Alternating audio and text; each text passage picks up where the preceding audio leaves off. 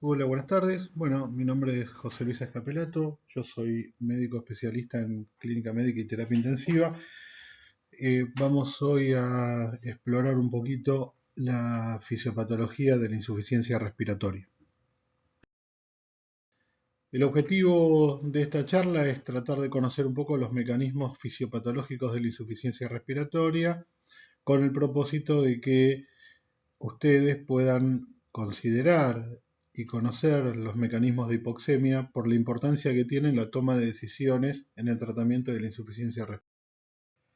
Vamos a hablar un poco de la definición, de las causas y fundamentalmente de los mecanismos de hipoxemia, que va a ser en eso lo que nos vamos a explayar. Es la definición de insuficiencia respiratoria es una definición arbitraria en realidad y con criterio exclusivamente gasométrico, y es la imposibilidad del sistema respiratorio de mantener una presión parcial de oxígeno en sangre de más de 60 milímetros de mercurio o de mantener una PCO2, una presión parcial de dióxido de carbono de menos de 45 milímetros de mercurio respirando aire ambiente. Esta definición es una definición, como les decía, arbitraria y poco práctica, porque en realidad cuando uno trata las causas de insuficiencia respiratoria, y esto considerando solamente las agudas, tenemos todas estas causas que pueden responder a esa definición. Así que por lo tanto, la verdad es que es poco útil la definición de insuficiencia respiratoria porque engloba un montón de condiciones de etiologías completamente diversas y fundamentalmente de mecanismos generadores muy diversos.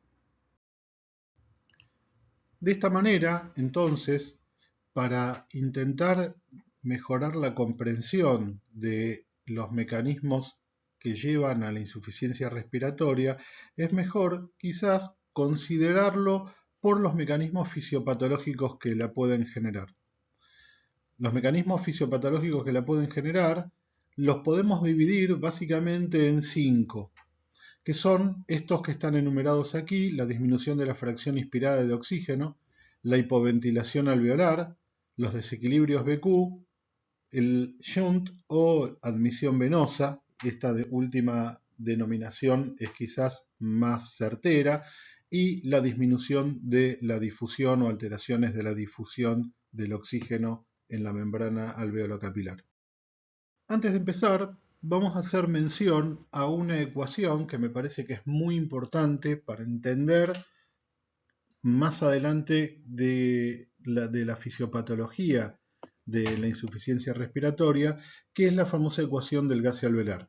Esta ecuación es una estimación que fue generada por un fisiólogo, Rayleigh, a mediados del siglo XX, y que lo que hace es, haciendo eh, eh, asumiendo, mejor dicho, algunas condiciones que no siempre se dan, establece una relación entre la presión parcial del gas alveolar, específicamente del oxígeno alveolar, de acuerdo a algunas condiciones. La ecuación hace mención a que la presión parcial de oxígeno en el alvéolo va a ser proporcional a la fracción inspirada de oxígeno multiplicada por la presión atmosférica. Ahora vamos a hacer mención de esto para entenderlo un poquito mejor, menos la proporción ocupada en el alvéolo del anhídrido carbónico. Esto ahora vamos a hacerlo un poco más exhaustivo, el análisis de esto. Ustedes recuerdan que la presión atmosférica, que es de 760 milímetros de mercurio, representa la presión ejercida por el gas en una condición determinada. Esto quiere decir a nivel, a nivel del mar, y es la presión ejercida por todo el gas, por toda la mezcla de gases. Así que por lo tanto, la presión parcial de cada uno de los gases es la proporción que representa en esa mezcla cada uno de los gases determinados. De esta manera, la presión del oxígeno, la presión parcial del oxígeno en la atmósfera a nivel del mar, está representado por el porcentaje que representa en la atmósfera el oxígeno. Esto quiere decir el 21%. Es importante recordar que hay una presión parcial generada por el agua disuelta, ¿sí? Por el vapor de agua disuelta en la atmósfera, así que por lo tanto, si uno quisiera hacer esta cuenta más, ¿cómo se llama? Para poder tener el resultado, uno debería considerar que es el 21%, la fracción inspirada de oxígeno, multiplicado por la diferencia de 760 milímetros de mercurio menos 47 milímetros de mercurio, que es la presión parcial del agua. Esto, si uno hace la cuenta, en definitiva termina dando alrededor de 150 milímetros de mercurio. De esta manera, la presión parcial del gas en oxígeno en la atmósfera a nivel del mar sería de aproximadamente 150 milímetros de mercurio. Ahora bien, dentro del alvéolo hay otros gases que son importantes en esta condición. Un gas que se torna muy importante es el anhídrido carbónico, que en la atmósfera representa un porcentaje muy pequeño de presión parcial. Sin embargo, dentro del alvéolo representa una presión bastante importante. Esto para recordar, de aproximadamente 40 milímetros de mercurio. Así que por lo tanto hay un porcentaje importante de, ¿cómo se llama? De la presión que no va a estar representada por el oxígeno, sino que va a estar generada por el dióxido de carbono. Por esa razón, si uno hace esta cuenta, en realidad, y considera que esto van a ser más o menos 40 milímetros de mercurio, y le hace una corrección por esto que se llama cociente respiratorio, va a terminar dando una cuenta de aproximadamente 100 milímetros de mercurio, que sería la presión estimada del oxígeno alveolar. Esto es importante recordarlo porque van a haber diferentes condiciones que puedan variar en esta ecuación y que por lo tanto puedan representar disminuciones de la presión alveolar de oxígeno. Para empezar a hablar de los mecanismos de hipoxemia, recordar que el primer ítem del cual nos habíamos referido era la disminución de la fracción inspirada de oxígeno. Esto, nuevamente, de nuestra ecuación del gas alveolar, recordamos que la presión inspirada del gas es proporcional a la presión barométrica, la presión atmosférica. Como la presión atmosférica puede variar, de hecho, de acuerdo a la altura solamente puede estar representado, puede estar disminuido, entonces eso puede generar, por lo tanto, y se desprende de esta ecuación, una disminución de la presión inspirada o de la presión alveolar de oxígeno exclusivamente por disminución de la presión barométrica. Y uno puede pensarlo esto en diferentes condiciones clínicas muy comunes. Aunque patológicamente no representan una gran, ¿cómo que se llama? Un problema muy importante, uno debe considerarlo por varias cosas que ahora vamos a charlar. Esto para recordar la composición de la atmósfera, como habíamos hablado, que el oxígeno representa el 21%.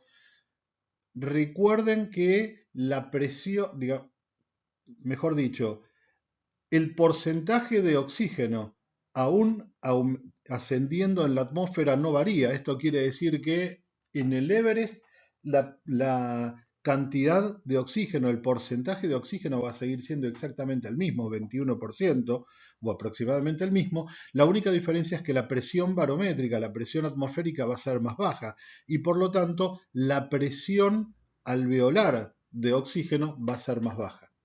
Como la disolución de los gases va a estar relacionado a la presión parcial de cada uno de los gases, la disolución del oxígeno en la sangre va a disminuir debido a que la presión alveolar de oxígeno va a disminuir. Este gráfico que tienen aquí en la derecha representa la altitud acá en pies, pero en miles de pies, pero acá en kilómetros, y la línea azul junto con la línea punteada, la línea azul llena o continua es la presión de gas alveolar, la PO2 alveolar, y lo que tienen aquí abajo es, en forma punteada celeste, es la presión arterial de oxígeno. Como pueden ver, se siguen muy de cerca, pero lo que quiere decir es que a mayor incremento de la altitud, esto va generando una disminución progresiva de la presión parcial de oxígeno en milímetros de mercurio, llegando a presiones de oxígeno de 40 o 30 a nivel de, por ejemplo, en el lugar más alto de la Tierra, por ejemplo, en el Monte Everest. Este fenómeno, si bien uno dice, bueno, pero hay poca gente que lleva al Everest, es cierto, aunque por los reportes han mostrado un incremento cada vez más importante de personas que quieren hacer deportes de este tipo. Hay otra condición que es importante recordar, como es, por ejemplo, el viaje en avión. Las cabinas de avión se presurizan alrededor de 2000 metros de altura. Esto quiere decir a unos 500 milímetros de mercurio en lugar de 760, que es la presión atmosférica normal. Esto quiere decir que a 2 kilómetros de altura, más o menos a 2000 metros, la PO2 esperada que van a tener muchos pacientes va a estar alrededor de 60-65, a diferencia de 100, que es lo que uno esperaría en la mayoría de los pacientes. Así que esto es importante a considerar para los pacientes que tienen patología respiratoria pulmonar, que van a hacer viajes en avión, que uno debería considerar seriamente la necesidad de oxígeno adicional en el caso de que viajen en avión aquellos pacientes que tienen este tipo de patología. Como les decía, que es algo relativamente poco frecuente, hay un incremento significativo de deportistas en altitudes importantes.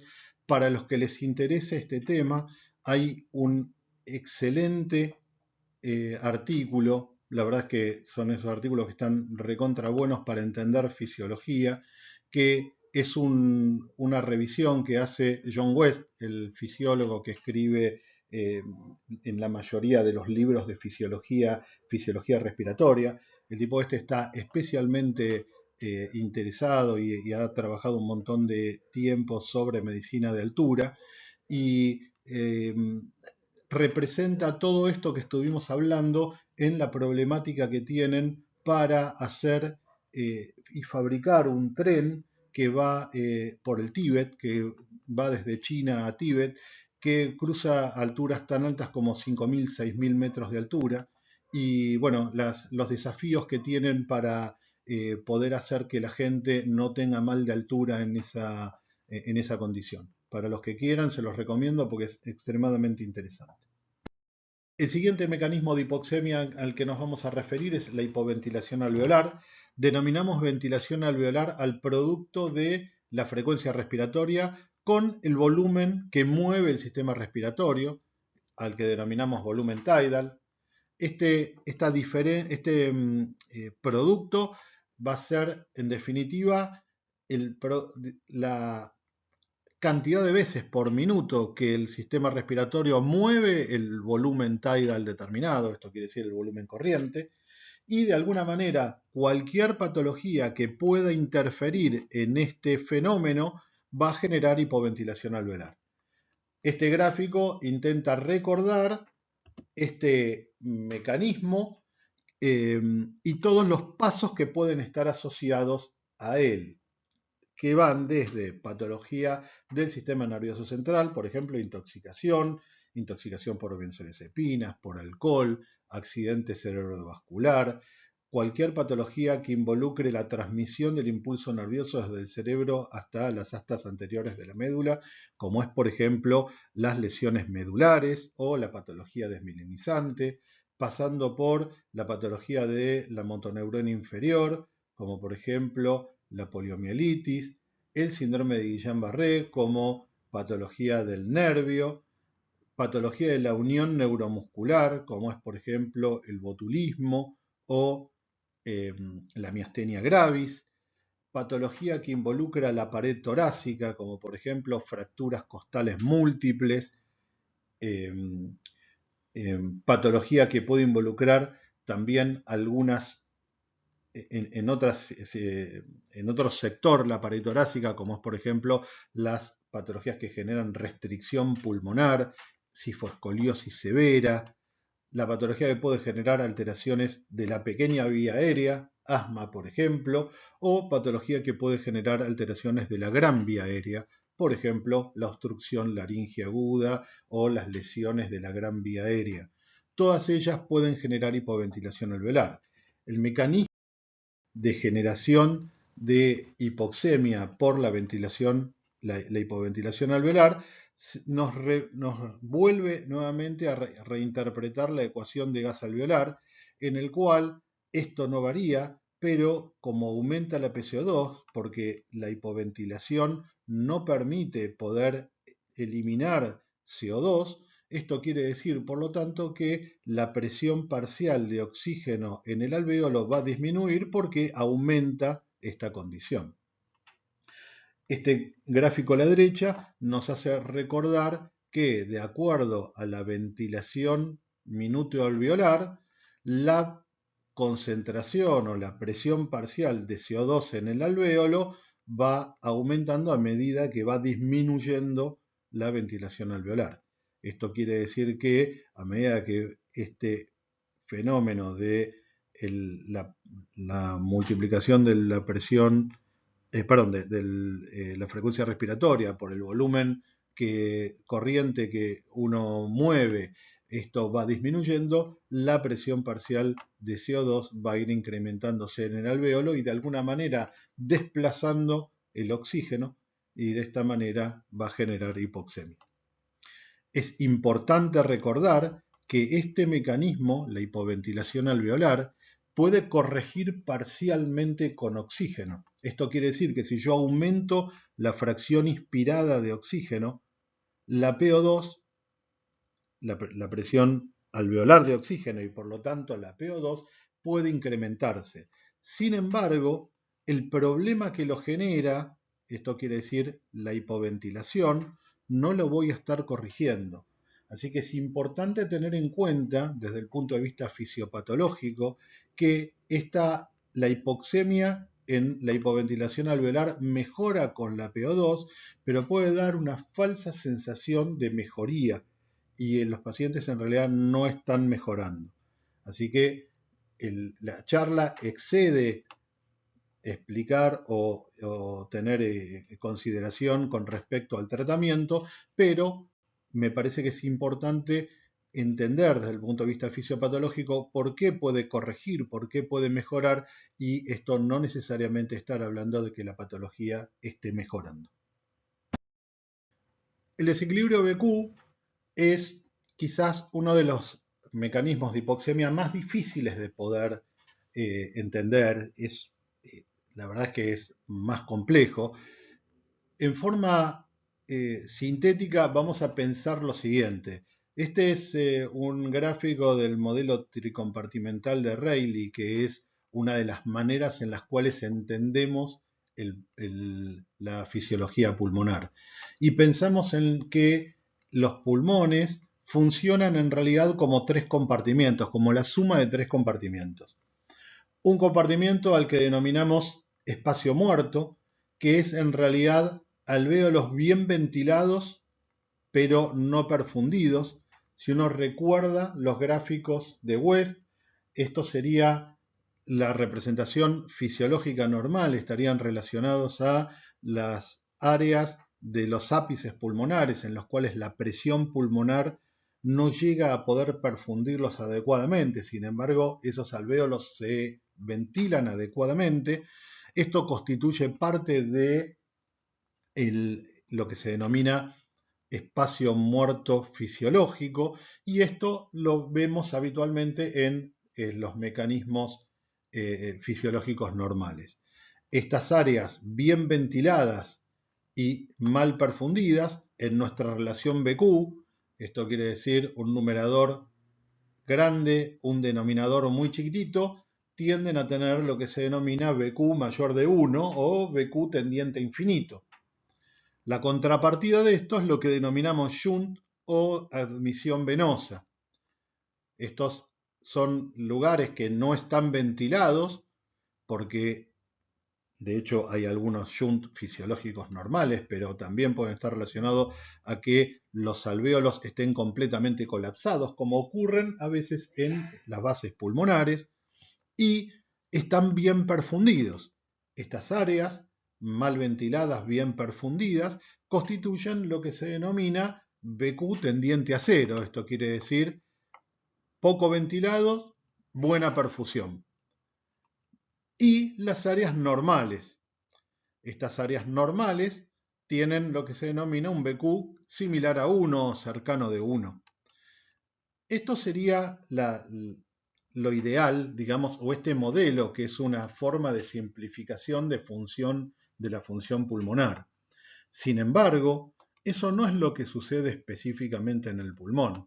En el pulmón sucede un poco más esto. Este gráfico intenta pensar a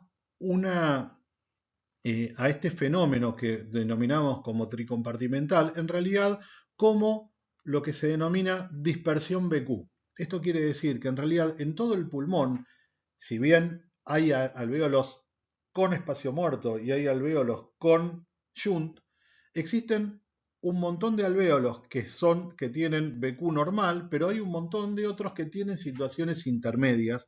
A eso denominamos dispersión o gradiente BQ.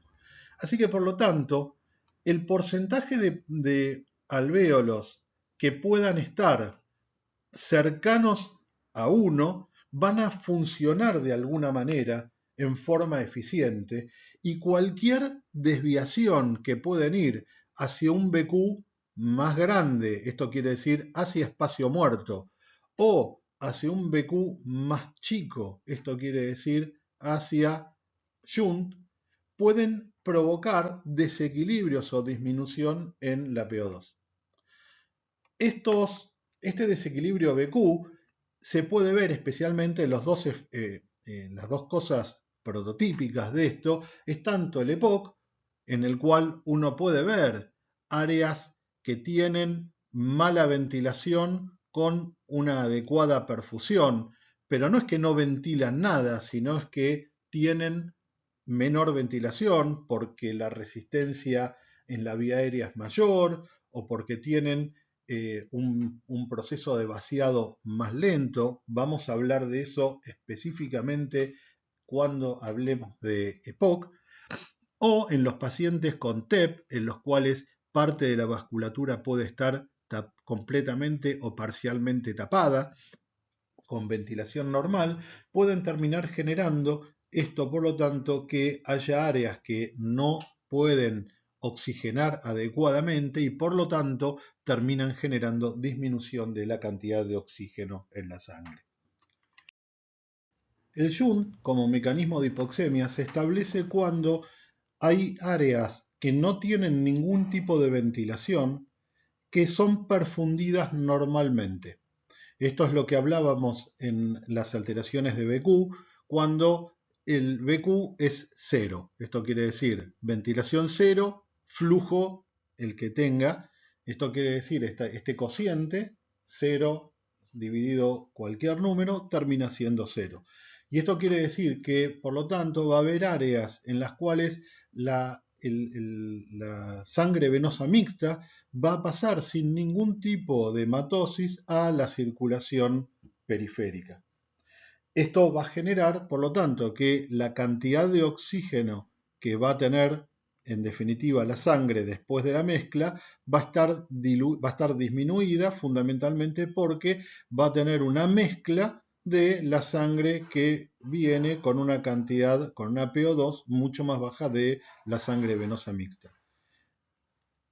El grado de caída o de disminución de la PO2 en la sangre arterial mezclada va a terminar relacionada a la cantidad total de sangre que se admita a través de este mecanismo.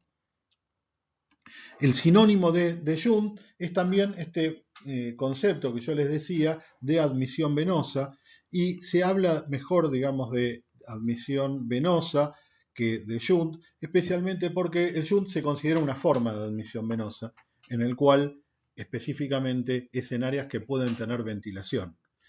Hay áreas hay formas de admisión venosa o shunt, si uno quiere ponerlo como sinónimo, fisiológicos, que están relacionados a el drenaje de sangre venosa mixta directamente, por ejemplo, hacia el ventrículo izquierdo o hacia la aurícula izquierda, que se pueden ver, por ejemplo, por las venas de Tevesio, o algunas ramas de las arterias, de las venas bronquiales, en realidad, que terminan drenando también a las venas pulmonares.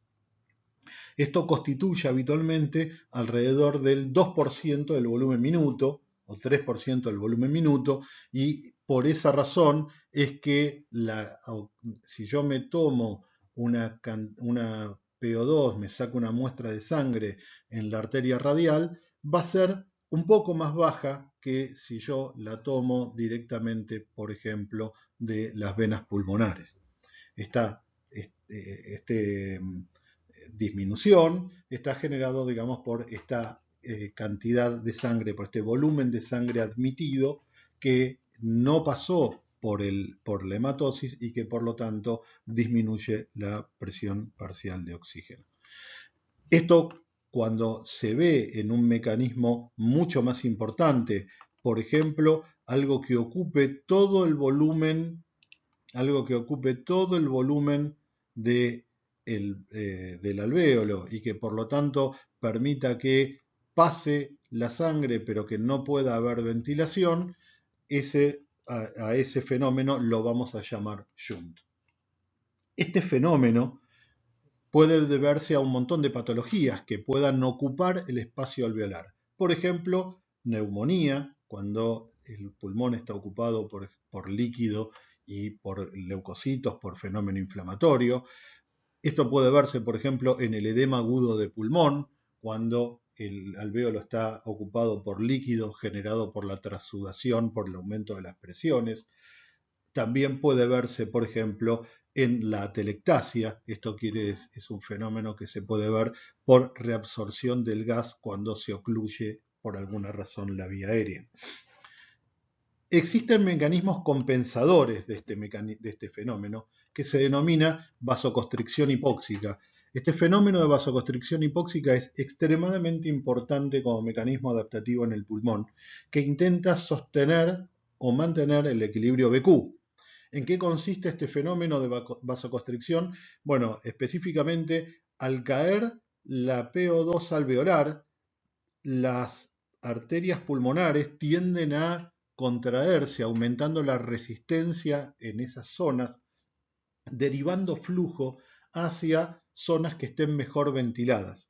De esta manera intenta sostener la relación BQ.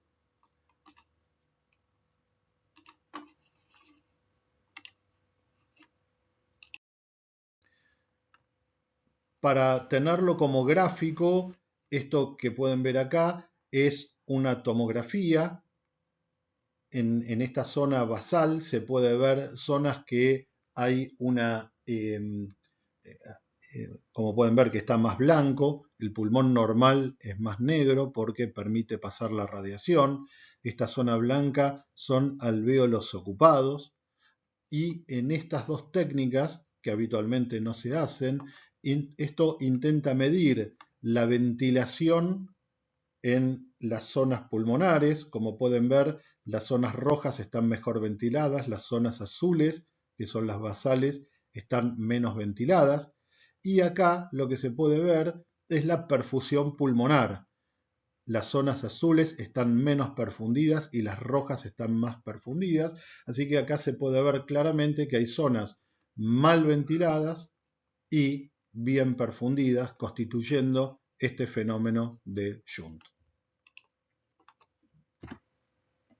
En esto hay que recordar que este mecanismo de hipoxemia es característico que no corrige con oxígeno. Como este fenómeno no depende de la PO2 alveolar, porque el alvéolo está ocupado, así que por lo tanto los alvéolos que están ventilados van a tener una PO2 normal, una PO2 alveolar normal.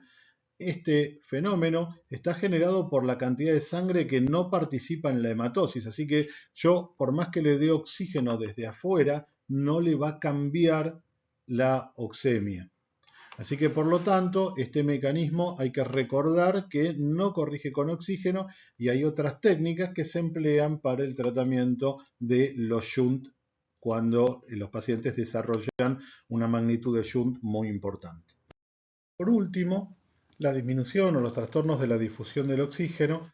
Para recordar eso debemos pensar que la difusión a través de la membrana alveolocapilar estaba gobernada por la ley de Fick. La ley de Fick lo que nos decía era que el flujo de gas o la difusión de gas a través de la membrana alveolocapilar estaba gobernada fundamentalmente por el gradiente de presión, del gas. Esto quiere decir la diferencia de presión entre el alvéolo y el capilar, multiplicado como producto por la superficie total del área de intercambio, por esto que se denomina el coeficiente de difusibilidad, que esto es una característica dependiente de el tipo de gas y la membrana y el grosor de la membrana. En cuanto a esto que hablábamos de la difusibilidad es inherente al gas. Por ejemplo, el monóxido de carbono es mucho más difusible, por ejemplo, que el oxígeno, y eso tiene algunas consecuencias patológicas o fisiopatológicas importantes. En esto es interesante que uno debe recordar que, bueno, entonces la difusión de los gases van a estar relacionados a la superficie de intercambio y al grosor de la membrana.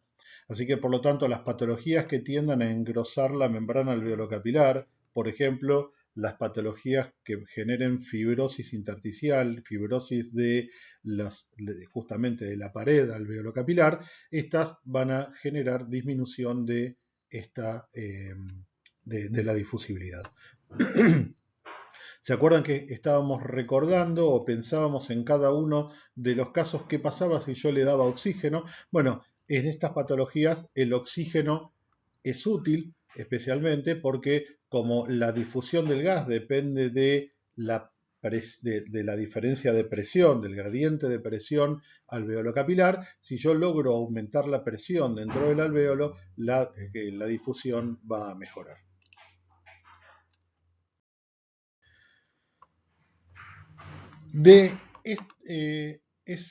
A modo recordatorio, hay una clasificación clásica que se denomina así como tipo 1, tipo 2, tipo 3 o tipo 4 de la insuficiencia respiratoria. Hemos visto algunas de estas que podemos enmarcar dentro de las tipo 1 o hipoxémicas, que son en realidad todas las que no generan hipoventilación alveolar, y la tipo 2, que son las hipercápnicas. Estas dos, tipo 1 y tipo 2, son las insuficiencias respiratorias o la clasificación más habitual de insuficiencias respiratorias que se utiliza.